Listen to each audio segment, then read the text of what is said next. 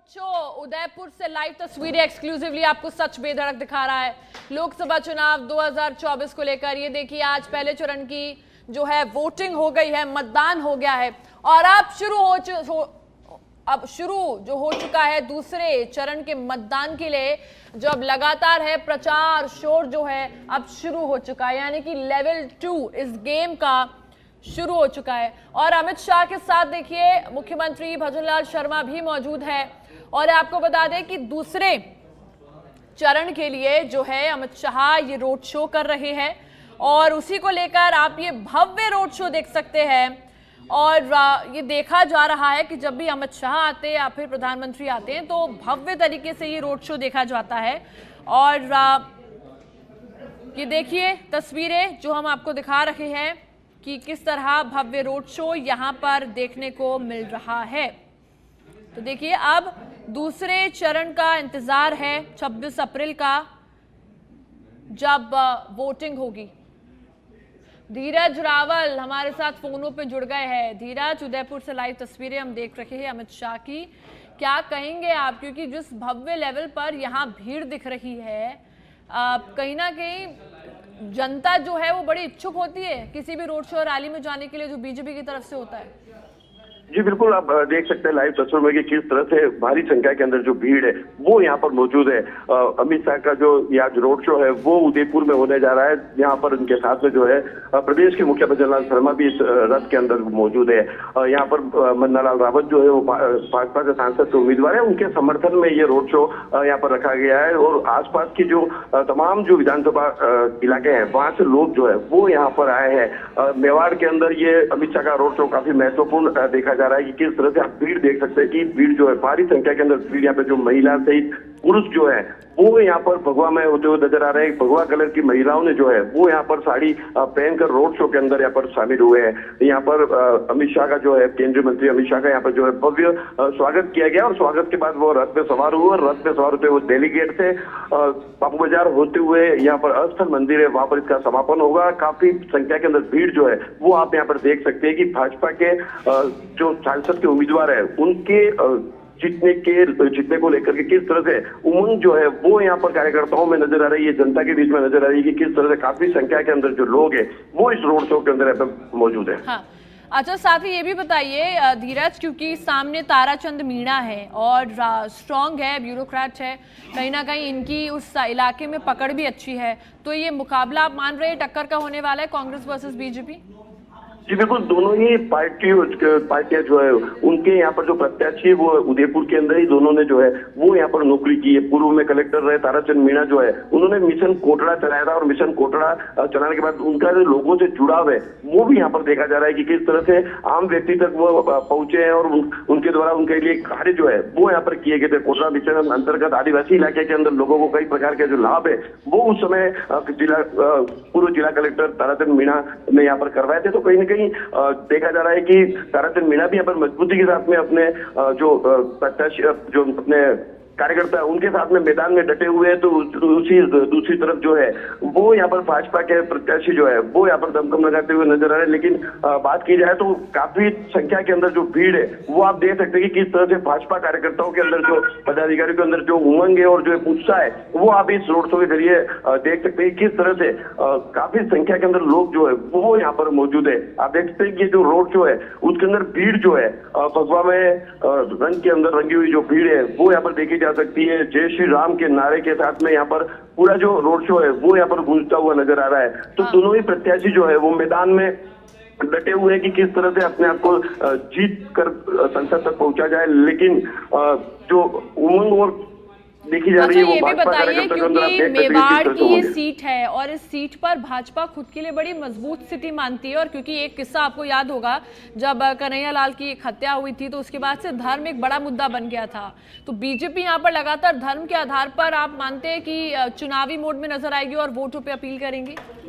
बिल्कुल, देश भर के अंदर जो कन्हैया हत्याकांड है वो काफी चर्चित भी रहा और उसके हर बार जो भाजपा के पदाधिकारी से केंद्र लेवल के नेता जो है वो इसको बुराने में भी लगे रहे। वहीं कांग्रेस के पूर्व मुख्यमंत्री अशोक गहलोत भी उस परिवार के साथ में मिलकर यहाँ पर 50 लाख रुपए जो देने की यहाँ पर घोषणा की थी और दोनों ही बच्चों को सरकारी नौकरी यहाँ पर दी गई। वहीं भाजपा द्वारा लगातार कन्हैयालाल के हत्यारों को जल्द से जल्द सजा दिलाने की बात को लेकर भी कई बयान जो है वो यहाँ पर सामने आते हुए नजर आ रहे हैं। तो देखा जा सकता है कि धर्म के नाम पर भी भाजपा के जो पदाधिकारी और नेता जो है वो यहाँ पर वोट की अपील करते हुए नजर आ रहे हैं कि किस प्रकार से एक भगवान श्री राम का मंदिर को लेकर भी यहाँ पर काफी बयान जो है वो यहाँ पर सामने दिखाई दे रहे हैं। इससे देख सकते हैं आप। ये भी बताइए, क्योंकि कांग्रेस प्रत्याशी जो है ताराचंद मीना, उनके लिए एक संकट और यहाँ पर है, क्योंकि गठबंधन के बावजूद भी बैप यानी बीएपी से प्रकाश चंद्र जो बूझ है वो यहाँ पर खड़े हुए हैं। तो आप मान रहे हैं कि कांग्रेस का वोट बैंक में कहीं सेंध का खतरा माना जा रहा है? नहीं, अगर बात विधानसभा चुनाव की करें तो विधानसभा चुनाव के अंदर जो है बाप और बीटीपी दोनों ने अपने अपने जो प्रत्याशी उतारे थे, उन प्रत्याशियों का जो नुकसान हुआ है वो भाजपा को भी हुआ है, वही कांग्रेस को भी हुआ है। ये जो वोट है वो दोनों तरफ बटे हैं। ऐसा नहीं कहा जा सकता कि कांग्रेस के ही वोट जो है वो यहाँ पर कटे, लेकिन दोनों ही नेशनल पार्टियों के वोट बैंक में जो सेंध लगाई है वो बाप और बीटीपी ने दोनों ने लगाई थी। लेकिन इस बार अगर बात की जाए तो बाप के प्रत्याशी जो है वो यहाँ पर मैदान में है। तो कहीं ना कहीं देखा सकता है कि यहाँ पे आदिवासी इलाका है और आदिवासी इलाके के लोग जो है उनका जो झुकाव है वो बाप पार्टी के प्रति साफ तौर पर विधानसभा चुनाव में भी देखने को मिला और इस चुनाव में भी, संसदीय चुनाव में भी देखने को मिलेगा। तो तीनों ही के बीच में जो है वो यहाँ पर टक्कर मानी जाती है, क्योंकि आदिवासी बाहुल्य क्षेत्र की जो सीटें हैं, अगर बात की जाए तो उदयपुर शहर और उदयपुर ग्रामीण, इन दो सीटों को अगर छोड़ दिया जाए तो इसके अलावा जो कोटड़ा हो गई, जाडोल, माफ कीजिएगा, कोटड़ा, जाडोल, खेरवाड़ा, सलूम्बर, ये जो विधानसभा की जो सीटें हैं वो आदिवासी बहुल्य क्षेत्र ज्यादा होने के कारण बीटीपी यहाँ पर सेंध मारने में काफी कामयाब होती हुई नजर आई थी। इसमें देखा सकता है, क्योंकि अगर बात की जाए तो इन इस संसदीय क्षेत्र के अंदर दो विधायक जो है, जो एक विधायक जो बात की जाए हाथपुर के और दरियावाद के, दो विधायक जो है वो बीटीपी पार्टी से जीतकर, बाप पार्टी से जीतकर यहाँ पर सामने आए थे। तो देखा जा सकता है कि दो विधायक जो है वो इस इलाके के अंदर बाप पार्टी के यहाँ पर जीत कर सामने आए। तो कहीं ना कहीं वोटों के अंदर जो सेंध है वो दोनों ही पार्टियों की यहाँ पर जो नींदें हैं वो यहाँ पर बाप पार्टी ने नींदें जो है वो खोल रखी है कि किस तरह से इन वोटों के ऊपर दोनों ही पार्टियां जो है वो यहाँ पर कब्जा पा पाए और अपनी जीत हासिल कर पाए। तो दोनों ही पार्टियों के प्रत्याशियों के लिए संकट तो साफ तौर पर नजर आ रहा है कि कहीं ना कहीं दोनों के अंदर जो वोट बैंक में जो सेंध है वो यहाँ पर बाप जरूर मारेगी। अच्छा धीरज, ये जानना भी जरूरी है कि देखा गया जब पहले चरण में जब पीएम मोदी आए तो तमाम बड़ी हॉट सीटों पर उन्होंने संबोधन किया, रोड शो की, रैली की, और वहीं अमित शाह जो है बाकी जो सीट्स है, वो मैं उनको हॉट सीट नहीं बोलूंगी, बट हाँ बाकी जो सीट्स है जो बाकी वो भी जरूरी है, उन सीटों पर वो प्रचार प्रसार कर रहे हैं। तो क्या ये बीजेपी की रणनीति है कि पीएम मोदी उन तमाम नए प्रत्याशियों के साथ रोड शो करे ताकि जनता से और कनेक्ट कर पाए?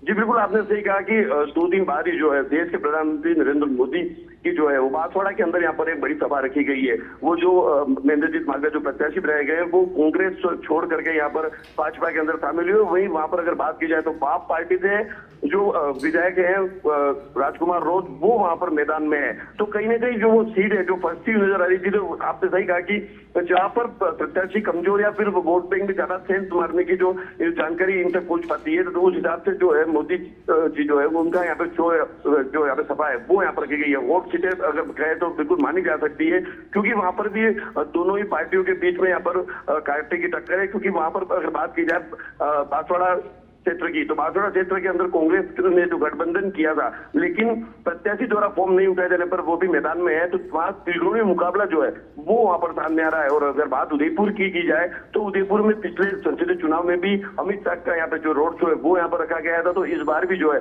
वो यहाँ पर रोड शो रखा गया है। रोड शो से काफी लोगों के अंदर एक संदेश जाता है कि केंद्रीय लेवल के जो नेता है, जो दिग्गज बड़े चेहरे हैं, उनके द्वारा रोड शो करने से जनता जो है वो उसके अंदर उत्साह, कार्यकर्ता के अंदर उत्साह जो है वो यहाँ पर बढ़ता है। इस कारण से जो है अमित शाह का रोड शो देखा जा रहा है कि लोगों के अंदर और कार्यकर्ताओं के अंदर एक उत्साह और एक उमंग जगाई जाए और हर वो चीज को उस नीचे लेवल तक पहुंचाई जाए जहां पर कार्यकर्ता जो है वो आम व्यक्ति तक पहुंचा पाए। काफी संख्या के अंदर जो भीड़ है वो यहाँ पर अमित शाह के इस रोड शो के अंदर आप देख सकते हैं कि महिलाओं का जो हुजूम है वो भी यहाँ पर दिखता हुआ नजर आ रहा है कि किस तरह से महिलाएं जो है वो काफी अधिक संख्या के अंदर इस रोड शो के अंदर मौजूद है। वहीं भगवान श्री राम के जयकारों के साथ में भगवा में जो माहौल है वो यहाँ पर उदयपुर के रेली गेट से सूरजपुर के बीच। अच्छा धीरज, ये भी बताइए कि उदयपुर के कोर मुद्दे क्या होने वाले हैं?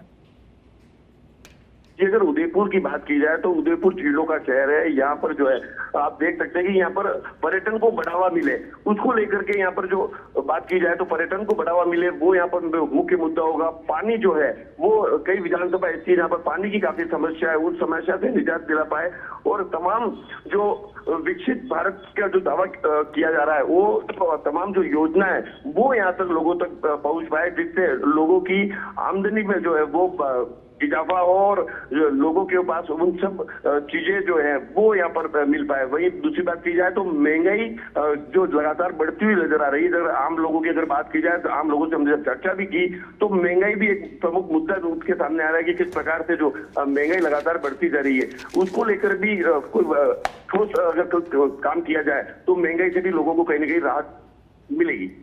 अच्छा धीरज, एक सवाल और यहाँ बनता है कि इन 13 सीटों में से आपके हिसाब से हॉट सीटें कौन सी है? हॉट सीटों की अगर बात की जाए तो अगर मेवाड़ और वागड़ की बात की जाए तो यहाँ पर बांसवाड़ा जो सीट है वो यहाँ पर काफी हॉट है, क्योंकि राजकुमार रोज के साथ में जो युवा है वो काफी मात्रा के अंदर जुड़े हुए हैं। आपने उनकी नामांकन रैली भी देखी होगी, किस तरह से चारों तरफ भीड़ का जो हुजूम था वो यहाँ पर देखा गया था। और सबसे बड़ी बात की जाए तो कांग्रेस से छोड़कर मालविया जो है वो यहाँ पर भाजपा में शामिल हुए थे। उन पर कई प्रकार के उन्हीं के पार्टी के द्वारा जो है लगातार आरोप जो है वो भी हमने हमारे दर्शकों को दिखाया कि किस तरह से उनके ऊपर आरोप के बाद एक आरोप जो है वो यहाँ पर लगाए गए थे। तो कहीं ना कहीं भाजपा कार्यकर्ता जो है उनमें भी काफी उमंग है और उसी के साथ साथ उनके कार्यकर्ताओं के अंदर नाराजगी भी जो है वो बांसवाड़ा के अंदर देखी जा रही है। तो कहा जा सकता है कि जिस प्रकार से, क्योंकि अगर बात की जाए तो राजकुमार रोज जो है वो विधानसभा चुनाव के अंदर करीब 80,000 के करीब जो है मतों से वहां पर विजय प्राप्त हुए थे। तो इस प्रकार से देखा जाए तो उनका जो लोगों के अंदर उनका एक लगातार एक प्रभाव जो है वो यहाँ पर बढ़ रहा है। तो कहीं ना कहीं वो उचित नजर आ रही है कि वो जो है दोनों कांटे की बांसवाड़ा के अलावा बांसवाड़ा सीट को मानी जा सकती है। सीट को हॉट सीट मानते हैं? जी सवाल रिपीट कीजिएगा। बांसवाड़ा सीट के अलावा और कौन सी सीट यहाँ पर है जिसको आप मानते हैं कि यहाँ कांटे की टक्कर होने वाली है बीजेपी वर्सेस कांग्रेस? मेवाड़ और वागड़ की बात की जाए तो यहाँ पर चित्तौड़गढ़, उदयपुर और बांसवाड़ा सीट जो है वो इसके अंदर सम्मिलित है। तो यहाँ पर कांटे की टक्कर की अगर बात की जाए और हॉट सीट की बात की जाए तो बांसवाड़ा जो है वो प्रमुख हॉट सीट के अंदर आती है। वहीं अगर बात की जाए तो उदयपुर के अंदर दोनों ही प्रत्याशी जो है उन्होंने अपने कार्यकाल के अंदर उदयपुर के अंदर काफी समय बिताया है। तो यहाँ पर जो भाजपा से उम्मीदवार है मन्नालाल रावत वो यहाँ पर जो है वो आरटीओ रह चुके हैं। वहीं कांग्रेस के प्रत्याशी ताराचंद मीणा जो उदयपुर के अंदर पूर्व कलेक्टर रह चुके हैं, वही जनजातीय विभाग के पूर्व आयुक्त रह चुके हैं। तो उनका जो लोगों के बीच में और कई नीचे के कार्यकर्ताओं के साथ में सीधा उनका जो है वो एक रिलेशन जो है वो उन्होंने यहाँ पर मेंटेन किया हुआ था। कई सरपंच जो है वो ताराचंद मीणा को जो व्यक्तिगत रूप से जानते हैं। अगर बात की जाए तो खेरौड़ा विधानसभा सीट से जो दयाराम परमार विधायक है विधानसभा चुनाव में इस बार जो जीत कर सामने आए थे, उनके द्वारा भी यहाँ पर काफी मशक्कत और मेहनत की जा रही है कि किस तरह से खेरौड़ा विधानसभा से कांग्रेस को है वो अधिक से अधिक मत दिलाने की कोशिश में जो है वो लगातार मैदान के अंदर जुटे हुए हैं। वहीं ताराचंद मीणा भी जो है वो हर व्यक्ति तक पहुंचने का प्रयास कर रहे हैं। वहीं भाजपा के तमाम विधायक मंत्री तमाम जो है वो फील्ड में उतर चुके हैं और अपने प्रत्याशी को भारी मतों से विजयी बनाने के लिए यहाँ पर कोशिश जो है वो यहाँ पर की जा रही है। अगर बात की जाए और फिर अगर चित्तौड़गढ़ की बात की जाए तो प्रदेश के अध्यक्ष सीपी जोशी खुद मैदान के अंदर है। वहीं पूर्व मंत्री उदयलाल आंजना जो है वो दोनों वहाँ पर चुनावी मैदान के अंदर है। तो वहाँ पर अगर बात की जाए तो बीजेपी जो है वो भारी रहेगी चित्तौड़गढ़ के अंदर। और उदयपुर के अंदर बात की जाए तो पिछले चुनाव की बात की जाए तो हमने लोगों से जानने की कोशिश की और लोगों की अगर अपन बात करें तो उसमें दिखा जा रहा है कि पिछली बार जो अर्जुनलाल मीणा यहाँ पर पूर्व सांसद थे, जिन मतों की लीड से वो जीते थे, ये लीड जो है बिल्कुल धीरज, अब देखना होगा दूसरे चरण में कि किस तरह यहाँ पर उम्मीदवारों का रिएक्शन आता है और साथ ही दूसरे चरण में किस तरह उम्मीदवार जो है मतदान देने पहुंचते, क्योंकि लगातार फिर से एक बार फिर चुनाव प्रचार यहाँ जारी हो जाएंगे, फिर चाहे वो कांग्रेस हो या फिर बीजेपी हो।